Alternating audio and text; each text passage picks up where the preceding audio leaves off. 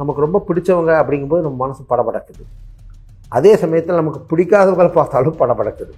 இப்போ இந்த மாதிரி துடிப்புகள் நம்ம உணரும் பொழுது அதை ஆங்கிலத்தில் பால்பிட்டேஷன்ஸ்னு சொல்லுவோம். அதாவது 60லிருந்து 100 தடவை இருதயம் துடிக்கலாம்.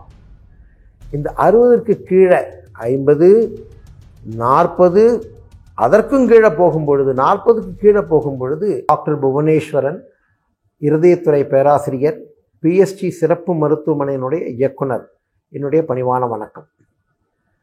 இப்போது இருதய துடிப்பு அப்படின்னா நம்ம புரிஞ்சுக்கிறோம், பொதுவாக பார்க்குறோம்.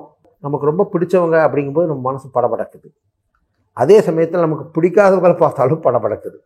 இப்போ இந்த மாதிரி துடிப்புகள் நம்ம உணரும் பொழுது அதை ஆங்கிலத்தில் பால்பிட்டேஷன்ஸ்னு சொல்லுவோம். அதாவது தன்னுடைய இருதய துடிப்பை தானாக உணர்ந்து கொள்ளும் தன்மை. இதுக்கு பால்பிட்டேஷன்ஸ்னு ஆங்கிலத்தில் சொல்லுவாங்க. அதில் பார்த்தீங்கன்னா அந்த துடிப்பு அப்படிங்கும்போது அந்த துடிப்பானது சாதாரணமாக இந்த மாதிரி இருந்தால் பிரச்சனை இல்லை. பொதுவாக ஒரு மனிதனுடைய இருதயம் 60லிருந்து 100க்குள்ளே தான் துடிக்கணும். அமைதியாக இருக்கும் பொழுது குறைவாக துடிக்கும். அது 60, 55 அந்த மாதிரி இருக்கும்.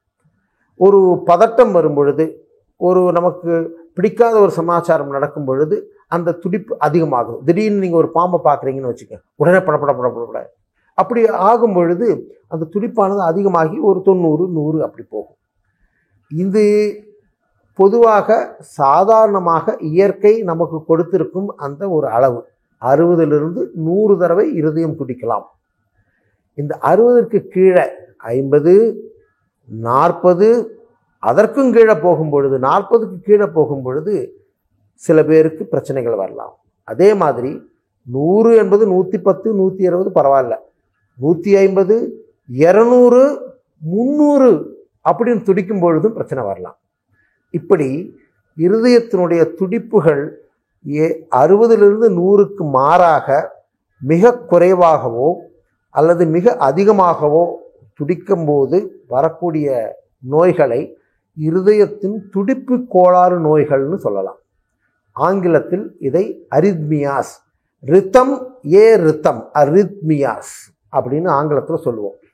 அப்போது குறைவாக ஒரு துடிப்பு வரக்கூடிய அரித்மியாஸ் அல்லது துடிப்பு கோளாறுகளை பிராடி அரித்மியா, குறைவாக துடிக்கக்கூடிய இருதய துடிப்பு கோளாறுகள் அப்படின்னு சொல்லலாம். அதிகமாக துடிக்கக்கூடிய ஒரு பிரச்சனைகளை அதிக துடிப்பு நோய் அப்படின்னு, அதாவது டாக்கி அரித்மியா என்று சொல்லலாம்.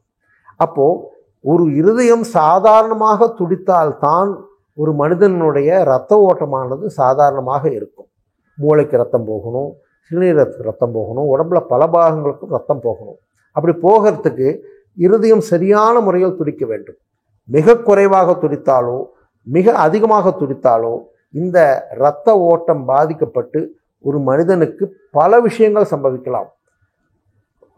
நினைப்பு தப்பலாம், சின்கோப்னு சொல்கிறோம், மயக்கம் வரலாம், உயிருக்கே ஆபத்து வரலாம். அதனால் துடிப்பு கோளாறு நோய்கள் அப்படிங்கிற நோய்களை பற்றியும் நம்ம எப்போவுமே அதை பற்றி மனசில் வைத்திருக்க வேண்டும். வணக்கம்.